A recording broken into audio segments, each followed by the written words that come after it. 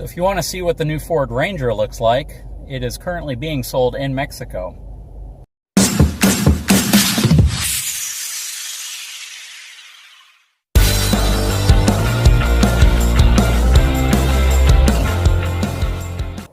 So time to see how these Timbrens perform on the road, pulling the fifth wheel.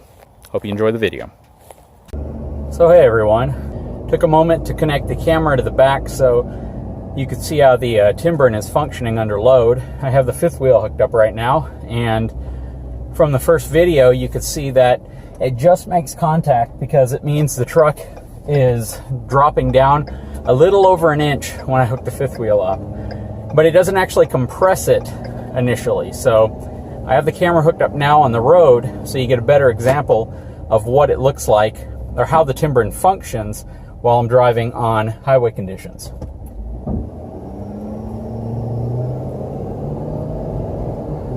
You can actually see how it's working and acting as a shock absorber as well as additional support, essentially an elongated bump stop. Now, interestingly enough, it smoothens out the ride considerably when you hit a bump. You don't have that much movement or travel anymore, and it really dampens the suspension over any type of harsh road condition.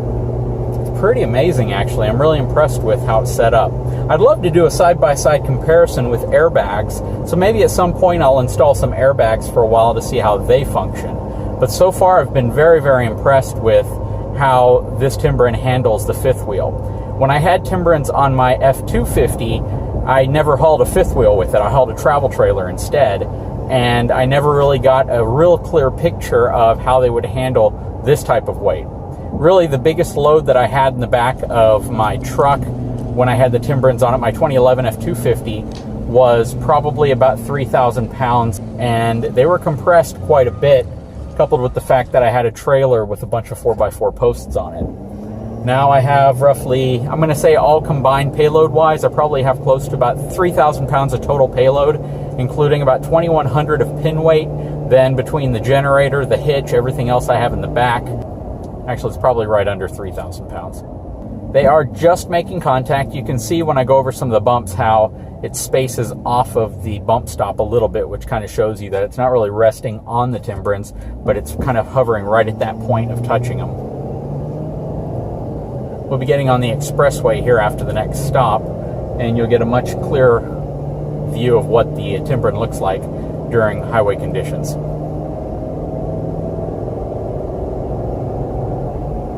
I really like how the Timbren works. I like the simplicity of it. I like the passive nature of it. The fact that there's nothing that can really fail. Right? It's a hollowed out block of rubber that's been progressively designed to either compress or decompress under load. I wouldn't say there's a lot of potential problems with it, even though there's probably a significant amount of engineering involved in making these and designing them to work properly, especially to level out the load correctly. Another thing I might add, when you get Timbrens, you don't have to really pay anybody to install them. It's a very, very simple do-it-yourself install. It takes, all in all, 20 minutes to do, 10 minutes per side. You know, you can prep most of the parts inside as far as get your bolts and everything mounted to the bracket, so it's all one piece when you go to actually mount it on your vehicle. So those of you in the South where it's excruciatingly hot outside, it truly makes the installation process really simple. We do plan on potentially getting a larger fifth wheel that's going to weigh significantly more, and you know, either Timbrens or airbags are going to make it. But in this case, I'm very satisfied with how the Timbrens function, and I'm very satisfied how they absorb the shock when you go over bumps. And now that we're on an interstate, you'll be able to get a much clearer picture of how they perform on highway conditions.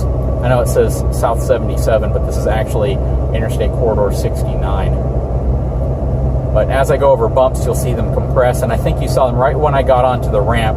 They compressed a bit as the truck hit a expansion joint.